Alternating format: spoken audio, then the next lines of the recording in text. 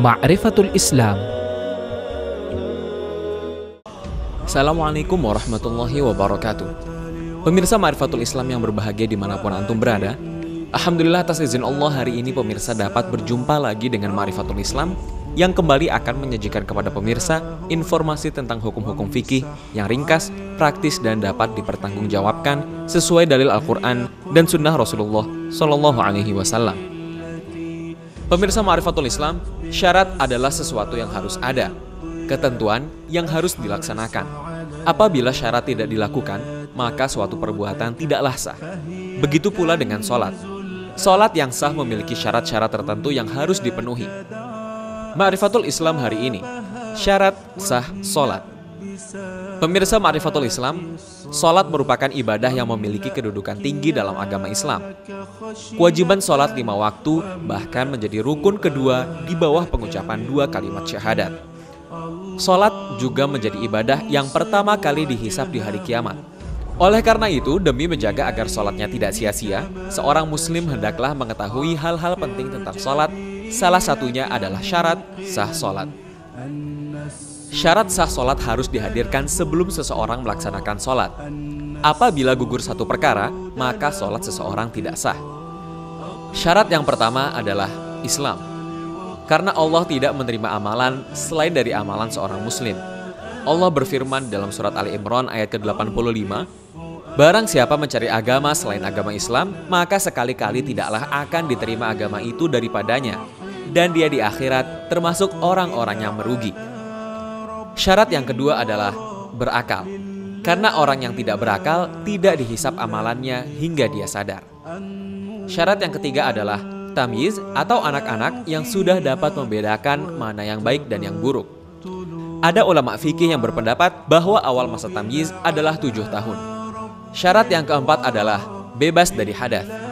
Hadas besar dihilangkan dengan mandi, sedangkan hadas kecil dihilangkan dengan berwudu. Seseorang yang lupa menyucikan diri dari hadas lalu sholat, maka sholatnya tidak sah, dan dia harus mengulang kembali sholatnya. Syarat yang kelima adalah bebas dari najis. Hendaklah seseorang yang akan melakukan sholat membebaskan dirinya dari najis, baik yang menempel di badan, di pakaian, ataupun di tempat dia sholat. Apabila seseorang di tengah sholatnya menemukan adanya najis di badannya, dan dia dapat menghilangkan najis tersebut, misalnya dengan melepas sendal yang bernajis, atau peci yang terkena najis, atau baju yang terkena najis, selama itu tidak membuka auratnya, maka hendaklah dia menghilangkan najis tersebut, kemudian melanjutkan sholatnya. Berdasarkan hadis dari Abu Sa'ad, Nabi SAW pernah sholat lalu melepaskan kedua sendalnya. Maka orang-orang pun turut melepas sandal-sandal mereka. Ketika selesai, beliau membalikkan badan dan berkata, "Kenapa kalian melepas sandal kalian?" Mereka menjawab, "Kami melihat Anda melepasnya, maka kami pun melepasnya." Beliau berkata, "Sesungguhnya Jibril datang kepadaku dan mengatakan bahwa pada kedua sandalku terdapat najis. Jika salah seorang di antara kalian mendatangi masjid, maka hendaklah membalik sandalnya dan melihatnya. Jika dia melihat najis, hendaklah ia gosokkan ke tanah, kemudian hendaklah ia sholat dengannya. Namun apabila tidak memungkinkan baginya untuk menghilangkan najis tersebut, maka sholatnya batal." Apabila seseorang telah menyelesaikan sholat, kemudian dia menemukan adanya najis di badan atau di tempat sholatnya, dia tidak mengetahui kapan najis itu ada, maka sholatnya tetap sah dan dia tidak perlu mengulang sholatnya. Begitu pula apabila seseorang sudah mengetahui bahwa dirinya belum bebas dari najis, namun dia lupa menghilangkannya hingga selesai sholat. Menurut pendapat yang kuat, sholatnya sah dan dia tidak perlu mengulang sholat. Permasalahan lupa adanya najis dengan lupa kondisi hadas memiliki hukum yang berbeda. Karena menghilangkan najis termasuk meninggalkan perkara yang dilarang. Sedangkan menghilangkan hadas adalah perintah yang harus dilaksanakan. Wallahu ta'ala a'lam. Syarat yang keenam adalah menutup aurat. Allah berfirman di dalam surat Al-A'raf ayat 31, "Hai anak Adam, pakailah pakaianmu yang indah di setiap memasuki masjid." Aurat wajib ditutup bukan hanya di dalam sholat, tapi juga di luar sholat. Ulama fikih bersepakat bahwa rusak sholat seseorang yang tidak menutup auratnya. Aurat lelaki adalah apa-apa yang berada di antara pusar dan lutut. Sedangkan aurat wanita, menurut pendapat yang kuat, adalah seluruh tubuh kecuali wajah dan telapak tangan. Syarat ketujuh adalah menghadap kiblat, yaitu Ka'bah. Sebagaimana yang tercantum dalam firman Allah Subhanahu wa taala dalam surat Al-Baqarah ayat 150, Dari mana saja kamu, maka palingkanlah wajahmu ke arah Masjidil Haram. Dan di mana saja kamu berada, maka palingkanlah wajahmu ke arahnya. Bagi yang berada dekat dengan Ka'bah dan mampu melihatnya secara langsung, maka wajib baginya untuk menghadap Ka'bah sepenuhnya.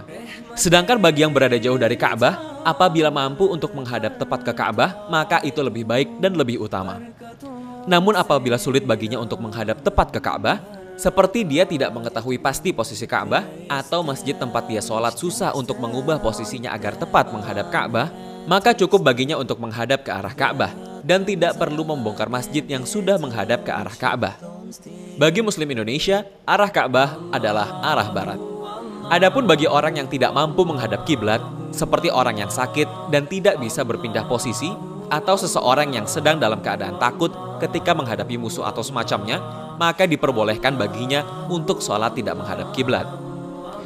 Seseorang yang tidak mengetahui arah kiblat, ia sudah berusaha mencarinya, namun tidak menemukan arah yang pasti, kemudian dia sholat ke arah selain arah Ka'bah, hukum sholatnya tetap sah. Apabila dia mengetahui arah yang benar di tengah sholat, maka hendaknya dia langsung menghadap ke arah tersebut. Sebagaimana yang disebutkan dalam hadis Ibnu Umar, beliau berkata, ketika orang-orang sholat subuh di Kuba, tiba-tiba datang seorang laki-laki dan berkata, sungguh, tadi malam telah turun ayat kepada Rasulullah Shallallahu Alaihi Wasallam. Beliau diperintahkan untuk menghadap ke arah Ka'bah, maka orang-orang yang sedang sholat berputar menghadap Ka'bah. Padahal pada saat itu wajah-wajah mereka sedang menghadap negeri Syam. Mereka kemudian berputar ke arah Ka'bah. Hadis riwayat Bukhari dan Muslim. Wallahu ta'ala a'lam. Syarat yang ke-8 adalah masuknya waktu sholat. Sholat wajib memiliki waktu-waktu yang telah ditentukan. Seseorang yang sholat sebelum masuk waktunya, sholatnya tidak sah. Waktu sholat tersebut adalah sholat zuhur dimulai dari zawal atau matahari tergelincir ke barat hingga saat tinggi bayangan sama dengan tinggi bendanya. Sholat asar dimulai dari saat tinggi bayangan bertambah dari tinggi bendanya hingga saat matahari tenggelam. Sholat maghrib dimulai dari tenggelamnya matahari hingga hilangnya awan merah di ufuk. Sholat isya dimulai dari hilangnya awan merah di ufuk hingga terbit fajar shadiq atau fajar kedua. Sholat subuh dimulai dari terbitnya fajar shadiq hingga terbitnya matahari. Hendaknya seorang muslim sholat di awal waktu, karena menunda sholat hingga akhir waktunya merupakan sebuah kelalaian. Allah berfirman di dalam ayat 4 dan 5, maka celakalah bagi orang yang sholat, yaitu orang-orang yang lalai dari sholatnya. Syarat yang ke-9 adalah niat. Tempat niat adalah di hati, jadi tidak perlu melafalkan niat dengan lisan. Pemirsa, demikian Ma'rifatul Islam hari ini. Semoga tayangan kali ini dapat diambil manfaatnya, menjadi penambah ilmu bagi pemirsa yang belum mengetahui, menjadi pengingat kembali bagi pemirsa yang sudah mengetahui. Wallahu ta'ala a'lam bishawab. Pemirsa, demi mendukung agar Ma'rifatul Islam dapat berkembang menjadi lebih baik, apabila pemirsa memiliki kritik, saran, masukan yang membangun, atau memiliki permasalahan yang ingin ditampilkan dalam Ma'rifatul Islam episode selanjutnya, maka tidak perlu sungkan dan ragu untuk mengirimkannya ke redaksi Insan TV yang tertera di layar kaca Anda. Insya Allah Ma'rifatul Islam akan menerima semua kritik, saran, masukan, dan pertanyaan pemirsa dengan rasa syukur dan tangan terbuka. Akhir kata, terima kasih atas perhatiannya. Tetap ikuti Ma'rifatul Islam esok hari di jam yang sama, hanya di Insan TV.